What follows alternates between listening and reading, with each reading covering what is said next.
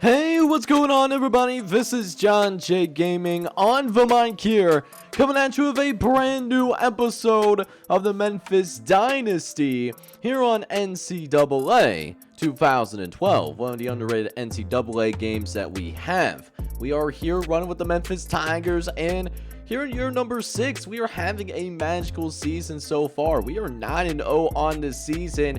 Because we're 9-0 and undefeated this late in the season, we are ranked number 5 in the entire country. But with that being said, that gets put to the test here today. We are taking on the Houston Cougars. They're also ranked in the top 25. Some will say this is our hardest regular season game that we have left on the schedule. Although Kirk Herbstreit, he really does believe in us right now, even though we might not be as talented on paper as this Houston squad is. Well, right now they are undefeated in conference play. We're undefeated in conference play as well. Should be fun in this episode. And if we can find a way to win this game, I think we have a real shot here of going out there and finishing this regular season undefeated. So hopefully we can come out and do that. We're going to be tense today because Houston does run an air raid, but it's going to be a fun, hopefully a high scoring episode as well. So if you're excited for all of that, I need you guys to go ahead and do me a favor. Smack that like button for me, and then also hit that subscribe button as well if you have to be brand new to the channel. I'll see you guys on the field in the Abo Zone Liberty Bowl Stadium for today's action. Alright boys, so our biggest test of the season, at least so far, at least in conference play, we're about to go ahead and get that started here, taking on this ranked Houston squad. We're going to start with a nice throw over the middle to Trayvon Randolph. He's going to easily pick up that first down for us, get us to about midfield as well. So our drive, we are starting off and rolling pretty well thus far, as Tom's is going to launch one over the middle to Luke McConnell. That's a 25-yard reception, baby. And that's obviously going to go for a massive first down, as we're trying to finish this first drive of the game with some serious points, as we'll go ahead and hand the ball off to Jody Gentry. We're going to get to the outside. He just gets by the linebacker, and Jody Gentry will make sure that we will go ahead and pick up that first down for us. And now we're looking at a goal line situation. 3rd and goal inside the 1-yard line. Can we punch it in? And that answer is going to be an emphatic net. Yes, we find Davenport in the back of the end zone, and that is a touchdown for your Memphis Tigers, baby. So you absolutely love to see that. We'll actually take a 7-3 lead into the second quarter, where we'll hand the ball off to Roy B. Smidlap. Smidlap able to follow his blocks to the outside. He'll get a nice run. About a 15-yard gain there. Maybe a little bit less than that, but Roy B. Smidlap, he has really stepped up for this running game in this offense. Starting the year as a first-string running back, but has really stepped up, played some good ball. And now we're trying to go to our running backs for another first down conversion. Jamal Goodwin, the fullback, he's going to get open for us using that little halfback angle route. That's a good for a first down again. So we are rolling down the field, as it looks like Houston wants to get a little bit aggressive. They send the blitz, but we call the perfect play. Here comes Midlap down the sideline. He don't got the elite speed, but it's still going to be a big gain, as he's going to be brought down inside the 15-yard line. First down for the Memphis Tigers, as we look to finish yet another touchdown drive. Going to get it out to Ploufington. He will check in for Roy B. Smidlap, and he'll immediately provide us with that ROI. We get another touchdown. That's Ploufington's first touchdown of the entire season. The 4th-string running back coming in and making a meaningful contribution here in this top 25 matchup. So we have a 14-3 lead, but it's not been perfect necessarily. Joseph Thompson, he is going to throw his 2nd interception of the season. Just trying to hit that nice little route over to the outside. Couldn't make that happen. But we do force Houston to go for you now, so they don't get any points off of that. Big opportunity miss, as Ploufington, He's going to make this a big opportunity. Inside the 5-yard line, he could mess around and find the end zone, and he does. Touchdown, Memphis. And they will count that as a pass. It's a new NCAA record. Joseph Thompson will be provided with a 95-yard touchdown pass. Absolutely incredible. So we will have a 21-3 lead going into the second half. And look at this. Chase Gentry trying to extend the lead further. And he's going to score himself. So we had our fair share of offensive highlights here in this ball game. And we get a defensive touchdown on top of that. Man, this team really came to play today. You'll absolutely love to see it. We're up 31-3 now. They have not had any answers for our team today. Gone are the days of Case Keenum, and that's another interception. Oh, if Joseph Minor knew he had the ball, we had a little bit of a user error there. That could have also been taken to the crib, but great play. Great interception nonetheless for Joseph Minor. And we'll immediately be set up with another chance to score. And we're going to see if we can get Royce Midlap into the end zone, which we do. Rushing touchdown for Roy B. Midlap is going to give us a 35-point lead. A 35-point lead against the number 22 team in the nation. You want to tell us that we don't want to be in a national championship game? Well, this game might show otherwise, as Tom's going to throw over to the right-hand side. Finds Trayvon Randolph. He'll be brought down about the 30-yard line nonetheless, where we will try to set up yet another play action. We got a man wide open, and that's Luke McConnell getting wide, butt naked open, in his way into the end zone. That's a touchdown for your Memphis Tigers. And yeah, man, after that, we just went ahead. We put the backups in the game. I think we made that message pretty loud and clear that we are certifying him. We blow out Houston at home 52-10, showing why we are a top 5 team in the nation. And we are just simply unprepared for what we got going on. And we will continue our undefeated season. You'll love to see it. So it seems like our team was definitely rolling at an extremely high level. What can I say about Joseph Thompson? He was on point today, 16 for 30, but connected on those big plays today. And he had over 300 yards passing, 4 touchdowns, even though he did throw an interception. Miller Thomas, he did get an opportunity to play as well today. As for the ground game, we didn't get much going on the ground necessarily, but we were able to get a touchdown for Roy B. Midlap, who was able to have 19 carries for 65 yards over the course of this game. Receiving wise, a bunch of different guys got a chance to hold the football. Roy B. Midlap actually led the team in receptions today. He had 5 catches for 63 yards over the course of this game. Ploufington ended up with some big receptions. He only caught the ball twice today, but did have over 100 yards and 2 touchdowns in the game. You absolutely do love to see that.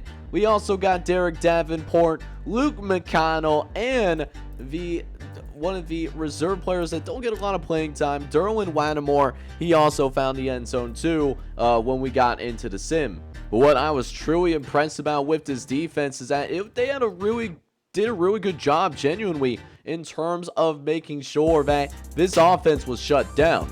A lot of different guys made tackles today with Chris Gentry, Eric Davis, Copeland, Fuller, and TJ Cannon all coming through and making tackles, as did Eddie Coolbeans, Leonidas Mitchell, Isaiah McMillan, and Chase Gentry were all coming through and making plays. Another thing that really stood out for us today, though, was our ability to get to this quarterback. We got 5 sacks in this game with, mostly custom stepping up. Mitchell, Gentry, Davis, Copeland, and TJ Cannon all making sacks. Joseph Minor got an interception as well. Thought he was going to take it to the crib. Didn't quite do that, but he did a very good job of making some plays happen for us today. Plus, we forced 3 fumbles in this game, too.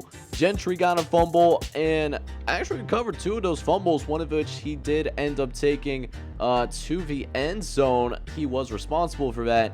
And then Kevin Fuller and TJ Cannon, they were also responsible for forcing fumbles as well. And this is frankly the best game that we played all year. And the fact that we did this against a ranked team nonetheless, I have a very good feeling that we're going to accomplish something special here in this season.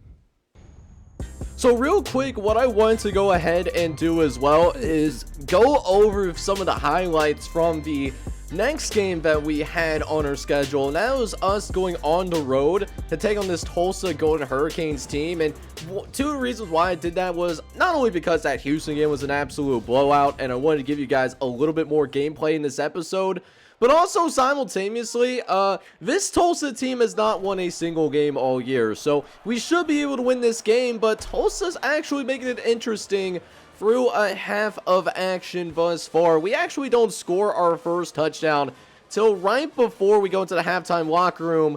That's thanks to the slant god, Jody Gentry. He'll be able to get into the end zone for us, but Tulsa has a chance to actually take the lead here late in the 3rd quarter. But what this quarterback decides to do, he's going to throw right into the hands of Martin.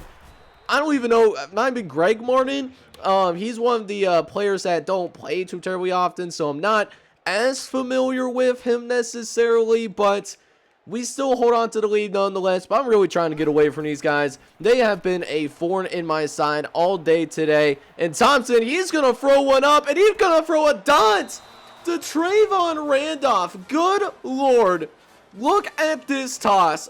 That is the best throw that I have seen from Joseph Thompson this entire season. That was an incredible throw, and one that will help us extend our lead. We're up 20-7 now, as Tulsa trying to answer back and trying to remain in this game. We almost get the safety, but instead we're going to get the interception instead. Kevin Fuller able to pick that pass off, and we'll be able to go ahead and start this next drive from the red zone. Almost, I thought we were going to have 2 points there, but Taylor did a good job escaping the pressure, but we can't do anything about it though. So going to the 4th quarter, we got a field goal off of that turnover. So it's still 23-7, but then we get yet another turnover. This one being Chris Gentry, the linebacker, able to come in and make a big play on the ball. Really like this. And I mean really like to see it as well. As sorry about that, I had to clear my throat for a second, but we're able to turn that into yet another field goal. So I mean, just kind of letting them hang around a little bit longer than I want to, and they will make things a little bit interesting towards the end of the game. They do get a late touchdown pass with 4 minutes left to go in the game. They'll make this a 2-score game after they successfully kicked that extra point, although I'm not sure if they actually got into the end zone or not. Refs still gave it to them. We're not mad about it, but, you know, it is what it is. You know, these refs ain't perfect. Anyone can in the sports world can tell you that. But we do end up winning this game as well, 29-14, as this was actually a game that we were ranked number 3 in the entire country. And while it was a slight letdown for us, this is a game that we could have realistically lost in the second half. We're still able to come out. We won the game. Joseph Thompson wasn't the most effective, less than 50% completion percentage, but did throw 2 touchdowns, almost 300 yards in the process. Big reason why we struggled in this game, though, is that we could not really run the ball very effectively. I mean, only had 2.5 yards a carry on the ground for our lead back. That's a huge issue. So we got to be able to run the ball better, because we're going to be playing better teams from here on out. Tulsa's the worst team that I think we're going to be going up against from here on out. So not being able to run the ball, a little bit of concern, but thankfully Jody Gentry had a big game, over 100 yards, got a touchdown. Trayvon Randolph, he got that dot in the end zone in the second half as well. Offensive line also got to move some bodies. No pancakes, allowed a sack, but what really helped us out today, defense. Defense really came to play today. They really did a fantastic job in this game today, as we're just looking through and see, you know, who's making some notable plays. There's Kevin Fuller. He had an interception today, and, you know, a bunch of other guys coming in, making some plays, all of that good stuff as we're looking through the rest of the defenders. Chris Gentry got an interception as well. BB Carr actually came in and played a little bit as well. He didn't play much today. Gabe Martin also making moves. So that last win that we just had keeps us at number 3 in the entire country. And that's a really big deal because in NCAA 12, in order to make a national championship game, you have to be ranked in the top 2. There is no college football playoff utility tool like there is made available for NCAA 14 for the college football revamp. So being undefeated and then showing that, hey, we are capable of being a national champion, that kind of stuff is really important. And what's also nice with our situation, 2 of the teams that are ahead of us, North Carolina and Clemson, they're both in the ACC conference and will likely play up against each other in the ACC championship. The only thing that we might be a little bit concerned about is if BYU jumps us or not. I don't think that they will personally, because their schedule is filled with FCS teams. They somehow managed to get 4 FCS teams on the schedule, whereas we don't have that same luxury. They do play Idaho, which that'll be interesting to see if maybe they use that as a kind of a feel to see who's better between us and them. We won 40-0 in that game, but you know, I really like where we are, and as long as we control what we can control, you know, we put ourselves in a really good position to play for a national championship. But in the final game of the regular season, we are going to take on a resurgent Navy team. This midshipman squad just got themselves into the top 25. They're ranked number 25 in the country. So, you know, 2 ranked opponents in the last 3 games. That's not an easy thing to navigate, especially late in the season when teams are starting to play their best football. Typically, it's going to be an interesting challenge to see if we are up for the task. But hey, this is the kind of games that we have to win if we want to compete for a conference championship or that national championship that might be on the horizon here, depending on what we do here in the next couple of games. But that being said, I'm going to sign off for this episode, but I hope you enjoyed today's content. If you did, make sure you go ahead and smack that like button for me. Hit that subscribe button as well. If you do have to be brand new to the channel, this is John J. Gaming on the mic signing off, but hoping you guys are all out there having a good one. Take care, everybody.